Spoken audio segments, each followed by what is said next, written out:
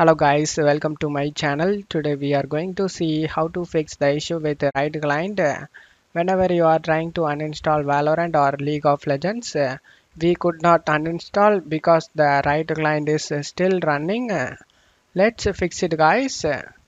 You just need to click on the system tray icon and you just need to make sure right client and right Vanguard is not running in the background. If it is running, then you just need to right click on it and select exit it. After that, you just need to go to search menu and type run. Click on open it. In run window, you just need to type a percentage local app data percentage again. Click on OK to open up. In here, you just need to find the right games folder. Just right click on it and select delete it.